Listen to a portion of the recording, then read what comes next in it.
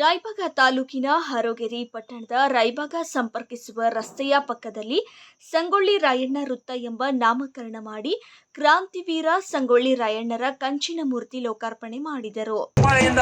ಕ್ರಾಂತಿವೀರ ಸಂಗೊಳ್ಳಿ ರಾಯಣ್ಣವರ ಕಂಚಿನ ಪ್ರತಿಮೆ ಅನಾವರಣವಾಯಿತು.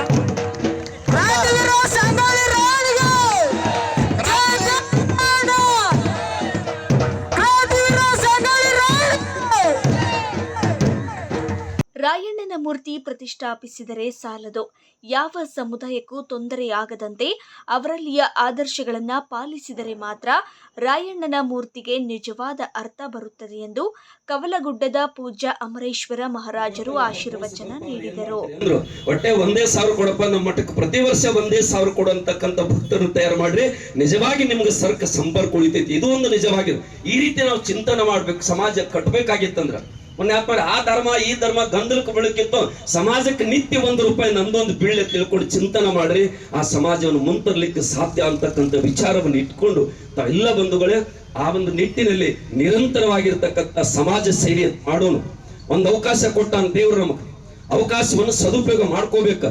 ಏನು ಅಂತಕ್ಕಿದ್ರೆ ನೀನು ಬರುವಾಗ ಜಗತ್ತ ನಕ್ಕದ, ನೀನು ಬರುವಾಗ ಜಗತ್ತು ನಕ್ಕದ, ನೀನು ಕುಟುಂಬದವರು ನಕ್ಕಾರ, ನೀನು ಹೋಗೋ ಕಾಲಕ್ಕೆ ಕುಟುಂಬದವ್ರು ಅಳ್ಬೇಕು, ಜಗತ್ತು ಅಳ್ಬೇಕು, ನೀನು ನಕ್ಕೋತ ಹೋಗ್ಬೇಕು. ಅದು ನಿನ್ನ ಜೀವನ. ರಾಯಣ್ಣ ನಕ್ಕೋತ ಹೋಗ್ಯಾನ, ನಕ್ಕೋತ ಅವಾಗ ಹೇಳಿದತ್ತವ ನೀ ದುಃಖ ಪಡಬೇಡ, ಸ್ವಾಭಿಮಾನ ಪಡ್ಬೇಕು.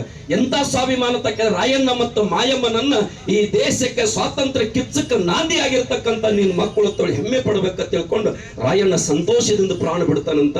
ಅದಕ್ಕೆ ಸಾರ್ಥಕ ಬದುಕಿನ ಸೂತ್ರ ಯಾವುದು? ಸಾರ್ಥಕ ಬದುಕಿನ ಸೂತ್ರ ಯಾವುದು? 100 ಮನೆ ಮೊದಲು ಮನೆ ಕಟ್ಟೆಲ್ಲ 1000 ಎಕರೆ ಜಮೀನು ಗಳಿಸಿದ್ರೆ ಮುಖ್ಯ ಎಲ್ಲ ಬಂಧುಗಳೇ.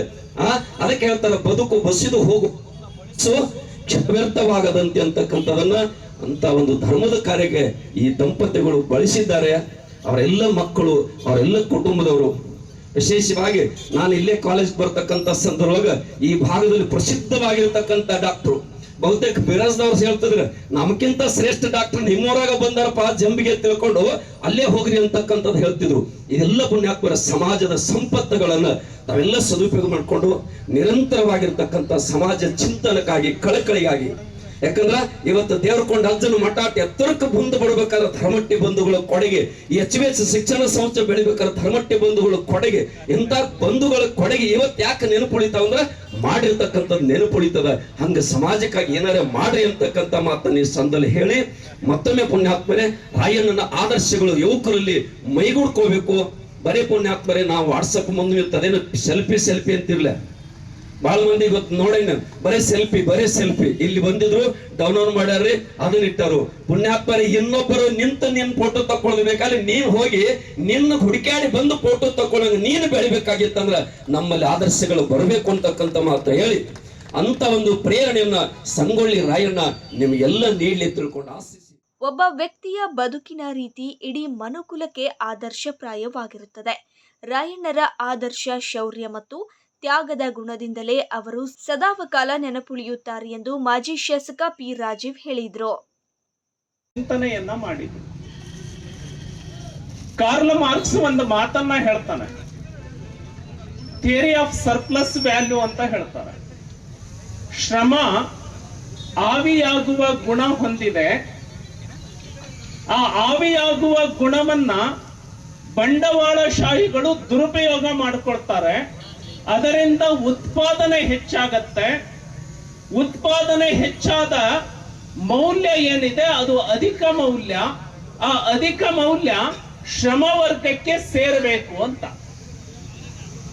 ಸರ್ ಎಕನಾಮಿಕ್ಸೇ ಮಾಡಿತ್ತು. ಕಾರ್ಲ್ ಮಾರ್ಕ್ಸ್ನ ಈ ಒಂದು ಮಾತಿನ ಮೇಲೆ ಜಗತ್ತಿನ ಎಲ್ಲ ರಾಷ್ಟ್ರಗಳಲ್ಲಿ ಚಿಂತನೆಗಳು ಪ್ರಾರಂಭ ಆದವು, ಹೋರಾಟಗಳು ಪ್ರಾರಂಭ ಆದವು. ಕಾರ್ಲ್ ಮಾರ್ಕ್ಸ್ ನನ್ನ ಯುರೋಪ್ನಿಂದ ಗಡಿಪಾರು ಮಾಡಿದ್ರು. ಆತ ಜರ್ಮನಿಗೆ ಬಂದ, ಜರ್ಮನಿಯಿಂದ ಕಾರ್ಲ್ ಮಾರ್ಕ್ಸ್ ನನ್ನ ಗಡಿಪಾರು ಮಾಡಿದ್ರು.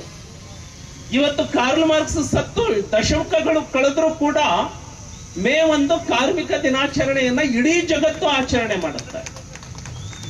ಹಾಗೆ ಸಂಗೊಳ್ಳಿ ರಾಯಣ್ಣ, ಅವನ ಬದುಕು, ಅವನ ಆದರ್ಶ, ಅವನ ಶೌರ್ಯ ಮತ್ತೆ ಅವನ ತ್ಯಾಗ ಇಡೀ ಸಮುದಾಯಕ್ಕೆ ಅದು ಪ್ರೇರಣೆ ಆಗಬೇಕು.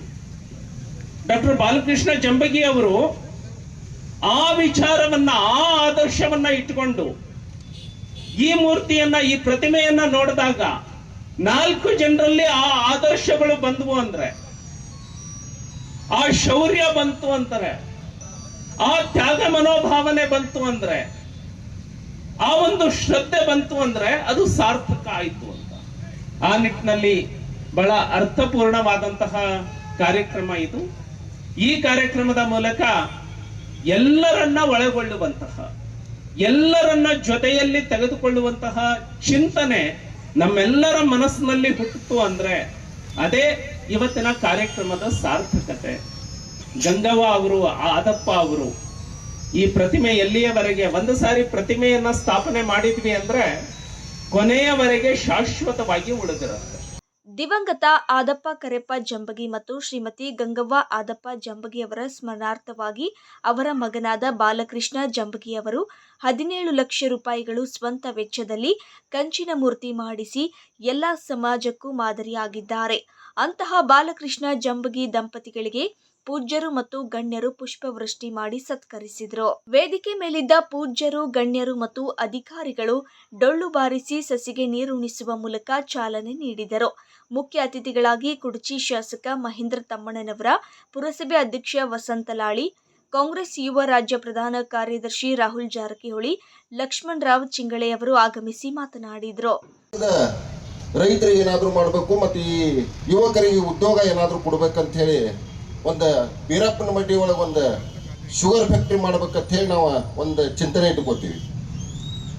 ಆ ಒಂದು ಶುಗರ್ ಫ್ಯಾಕ್ಟ್ರಿ ಮಾಡುವಂಥ ಪ್ರಕ್ರಿಯೆ ಒಳಗೆ ನಾವು ಜಮೀನು ತಗೋತೀವಿ. 400 ಸೋದರ ಭಾಳಷ್ಟು ಜನ ಅದರಲ್ಲಿ ಅವರೆಲ್ಲ ಸಹಕಾರ ಮಾಡ್ತಾರೆ. ಅದಕ್ಕೆ ಲೈಸೆನ್ಸು ತಗೊಂಡಿವಿ. ಇನ್ನೇನು ಸ್ಟಾರ್ಟ್ ಮಾಡುವಂಥ ಸಂದರ್ಭದಲ್ಲಿ ಕೆಲವೊಂದು ಕಾರಣಾಂತರಗಳಿಂದ ಏನೋ ಸಮಸ್ಯೆ ಆಯಿತು, ಮಾರಿಬಿಟ್ಟಿವಿ. ಆದ್ರೆ ಒಂದು ಕಂಡೀಷನ್ ಮ್ಯಾಗ ಏನು ಮಾಡಿದೀವಪ್ಪ ಅಂತಂದ್ರೆ ಈ ಬೀರೇಶ್ವರ್ ಶುಗರ್ ಅಂತ ಏನು ಹೆಸರಿಟ್ಟಿವಲ್ಲ ಅದು ಯಾವತ್ತಿಗೂ ಚೇಂಜ್ ಆಗಬಾರ್ದು ಅಂತ ಹೇಳಿ ಇವತ್ತಿಗೂ ಆ ಬೀರೇಶ್ವರ್ ಶುಗರ್ ಫ್ಯಾಕ್ಟ್ರಿ ಅಂತೇಳಿ ಹೆಸರೈತಿ. ಇವತ್ತ ನಾನು MLA ಆದ್ನೆ. MLA ಆದ ನಂತರ ಈ ಭಾಗದ ತಮಗೆಲ್ಲ ಗೊತ್ತಿರುವಂತದ್ದು, ಯಾಕಂದ್ರೆ ತೇಲ್ ಎಂಡ್ ಬರ್ತೈತಿ, ನಮಗೆ ನೀರು ಬರಂಗಿಲ್ಲ. ನಾವು ಹಾಲುಗೇರಿ ಕ್ರಾಸ್ ನಮ್ಮ ತೋಟ 20 ವರ್ಷದಿಂದ ನಾವು ನೋಡ್ತೀವಿ, ನಮ್ಗೆ ಕೆನಾಲ್ ನೀರ ಮುಗಾರಿ ಬರಂಗಿಲ್ಲ. ಅದಕ್ಕೆ ಏನ್ ಮಾಡ್ಬೇಕಪ್ಪ ಅಂತಂದ್ರೆ ಒಂದು ಯಾತ ನೀರಾವರಿ ಮಾಡಬೇಕು. ಅದಕ್ಕೆ ಸಂಬಂಧಪಟ್ಟಂಗ ಮಂತ್ರಿ ಸಾಹೇಬ್ರ ಕಡೆ ಹೋದೆ. ನಮ್ಗೆ ಇದು ಬೇಕಾಗಿದ್ರ ಸಾಹೇಬ್ರು ನಮ್ಗೆ, ಯಾಕಂದ್ರೆ ಅನಿವಾರ್ಯ ಐತೆ ನಮ್ಗೆ ಅಂತ ಹೇಳಿ ಕೇಳ್ಕೊಂಡಾಗ ಆಯ್ತು ಕೊಡ್ತೀನಿ ಅಂತ ಹೇಳಿದ್ರು. ಅದಕ್ಕೇನು ಹೆಸರು ಇಡಬೇಕಪ್ಪ ಅಂತ ಹೇಳಿ ಚಿಂತನೆ ಮಾಡ್ಬೇಕಾದ್ರೆ ಅದಕ್ಕೆ ಕರಿಸಿದ್ದೇಶ್ವರ ಯಾತ ನೀರಾವರಿ ಅಂತ ಹೆಸರು ಇಡಬೇಕಂತ ಮಾಡಿ ಇವತ್ತು ಇನ್ನೊಂದು ಏನಪ್ಪಾ ಅಂತಂದ್ರ ಇವತ್ತ MLA ಎಲ್ಲಿ ಸಿಗ್ತಾನಪ್ಪ ಅಂತ ಹೇಳಿ ಕೇಳ್ತಾರ ಎಲ್ಲರೂ. ಎಲ್ಲಿ ಸಿಗ್ತಾನ ಅಂತ ಕೇಳ್ಕೊಂಡು ಏನ್ ಹೇಳ್ತಾರೋ ಬೀರಪ್ಪನ ಮಡ್ಯಾಗ ಸಿಗ್ತಾನ. ಇನ್ನು ಇದೇ ಸಂದರ್ಭದಲ್ಲಿ barrister Amarasimha Patil, Nagappa Kantikara, DS Naik, LS Jambagi, Sadashiv Desinge, NS Chougala, Ramakrishna Gasti, tahsildar Sanamuri, PSI Malappa Pujari, Vasanth Alakanur, Iranagouda Patil, Suresh Aihole, Manjula Galagali ಹಾಗೂ ರಾಯಣ್ಣನ ಅಭಿಮಾನಿಗಳು ಉಪಸ್ಥಿತರಿದ್ದರು. ಬಸವರಾಜ ಮುಗಳಿಹಾಳ ಪ್ರಾಸ್ತಾವಿಕವಾಗಿ ಮಾತನಾಡಿದ್ರು. ಸಿದ್ದಪ್ಪ ಬನಾಜ ಸ್ವಾಗತಿಸಿದ್ರು. BL ಘಂಟಿ ನಿರೂಪಿಸಿದ್ರು. TS ವಂಟಕುಡಿ ವಂದಿಸಿದ್ರು.